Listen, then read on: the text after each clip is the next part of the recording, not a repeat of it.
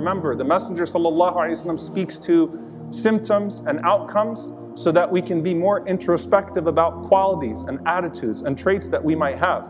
Abdullah ibn Umar radiallahu ta'ala anhuma, he reports that the Prophet ﷺ said, an authentic hadith, from the worst of sins to Allah subhanahu wa ta'ala. So the Prophet ﷺ would not share with us these traits if they weren't significant. When he says, min a'zam al-dhunub, from the worst of sins, the most heinous of sins in the sight of Allah subhanahu wa ta'ala, a man who marries a woman, and then once he gets what he wants out of her, and he already realizes he got what he wanted out of her, then he immediately leaves her, and then he doesn't even fulfill her mahar. Because he no longer has anything to gain from her. Had his fun, that was it, it was over. A person who gets into a relationship and then speeds up everything and becomes intimate, and then once he's done having fun, sends a text message, I'm done. What? You just entered into someone's life and went that far, and then a text message, I'm done. I'm seeing it more and more and more. You know, that's it. No longer of any use, no longer of any benefit. When people who have shared a significant amount of life together, husband and a wife, وَلَا تَنْسَوْا الْفَضْلَ بَيْنَكُمْ, don't forget the good times between you. And suddenly you're trying to destroy that person because they no longer are an asset to you in every single way, because you're no longer benefiting from that person, they're no longer of use to you. What are we, insurance companies? What's happening here? It's low, it's not manly, it's not womanly, it's not Muslimy, it's not human even. It's just not honorable. And the Prophet ﷺ is saying this attitude is a problematic attitude. And it's always important when the Prophet ﷺ gives multiple examples, because you can find the common denominator.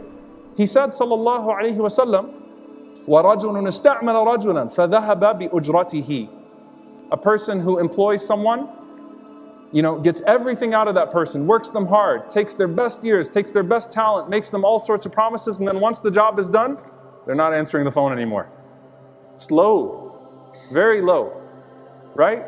You got what you wanted out of the person, they got the job done for you. MashaAllah, they could find you in a second, and you could find them in a second when you needed them.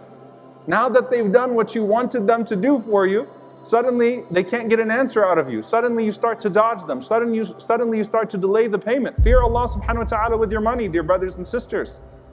It's the tongue and the money that's going to mess a lot of people up on the Day of Judgment. Fear Allah subhanahu wa ta'ala with the way that you deal with people. The opposite of that, the Prophet ﷺ saying, pay a man before his sweat even dries.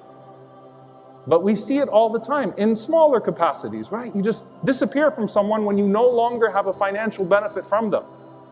They can't find you anymore. It's low. It's not from the character of a Muslim. It's not from the character of an honorable person. It's not befitting to a believer. It's a great sin in the sight of Allah subhanahu wa ta'ala.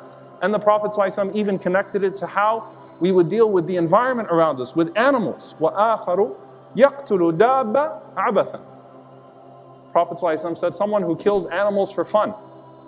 Yeah, we have that in our deen too. Allah did not leave anything around us except that He assigned rights to it.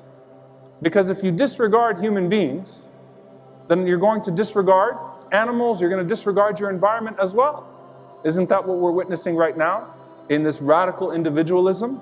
That we have no problem harming everyone and everything around us, because at least in my circle, I'm not seeing the immediate harm. So I'm going to use as much of it as I can.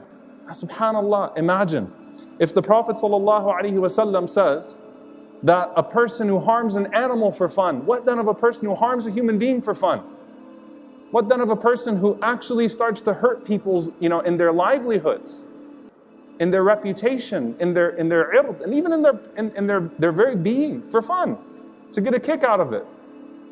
If this is the crime in the sight of Allah subhanahu wa ta'ala for an animal, if an animal shows up on the Day of Judgment, complaining to Allah subhanahu wa ta'ala about their rights. SubhanAllah, there was one brother who, alhamdulillah, had embraced Islam after this past Ramadan. And he said it was the Judgment Day series where we're talking about Yawm al-Qiyamah. And I'm sitting here thinking he's going to talk about, this time of standing before Allah subhanahu wa ta'ala and how that meant something to him, and how he thought about his salah and his prayer. I'm thinking something grand. And he said, no, it was actually this part where you talked about a bird showing up on the Day of Judgment and saying, Ya Allah, qatalani abathan. He killed me for no reason. He had no right to kill me. He killed me for absolutely no reason. And he said, while I was watching that, this bird landed right on my windowsill and stared at me. And I said, khalas, that's it. Allah subhanahu wa ta'ala is sending me a message. But if the deen even assigned rights to that, what about your human being? What about your brother or sister in Islam? You don't just use people and then dispose of them. And in a world of consumerism, people become just as disposable as products. And when the Prophet ﷺ got back to Mecca, and the Ansar fought, naturally, the man is home. Sallallahu Alaihi Wasallam. I mean, we served him, we gave him what he needed, right? Maybe he misses home. Maybe he's going to come back to Mecca now, the place of the Kaaba. And the Prophet ﷺ gathers the Ansar and says to them that not only am I coming back with you, but if the Ansar took a valley and everybody else took a valley, a direction, I would go where the Ansar would go. If I could be an Ansari, I would be an Ansari. I am with you for the rest of my existence. Beautiful. Didn't forget them. He could have sent them back home and said, Jazakumullahu khaira. And they may have understood. He's back home now and he's in Mecca where it all started. But no, I'm going to be with the Ansar forever now. That's our Messenger sallallahu alaihi wasallam. And that's his individual shukr, and how he didn't use you when he needed you and then disappear when he no longer needed you.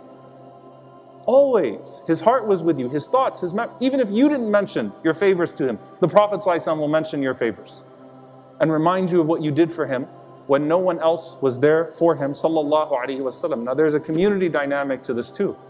The solution, dear brothers and sisters, is you frequently, on an individual level, frequently remember the people who are there for you and reach out to them and thank you. Number two, visit people and check in on them with no agenda whatsoever. The Prophet ﷺ mentioned a man who went out to visit another man for the sake of Allah subhanahu wa ta'ala.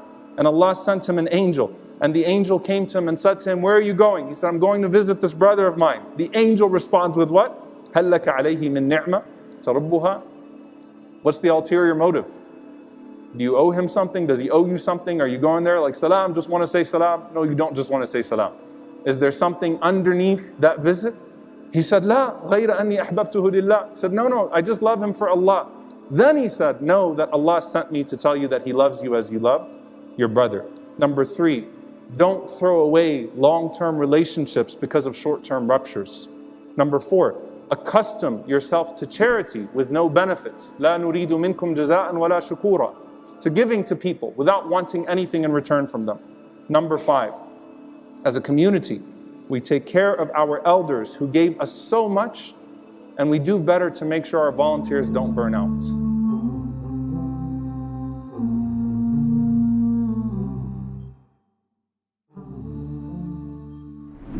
Have you ever wished that there was a Muslim version of YouTube or Netflix?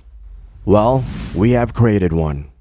The One Islam TV app has no adverts and is safe to browse for your peace of mind. Watch hundreds of high-quality produced Islamic reminders, Quran videos, stories of the prophets, hot topic, debates, and so much more. 4 to 8 new videos are uploaded daily, inshallah. You can watch or listen to videos while your device is switched off. Watch videos on demand or download videos and watch offline. One Islam TV is 100% run and owned by Muslims, which means the small amount you pay for your subscription is a sadaqah jariyah, continuous charity for you, as we use the funds raised to continue producing more beneficial videos and reminders, inshallah. The One Islam TV app is now available on Apple devices, Apple TV, Android devices, Android TV, Amazon Fire TV, and Roku, so you can watch on most devices and smart TVs. Download now for a free 7-day trial. May Allah reward you for supporting our work.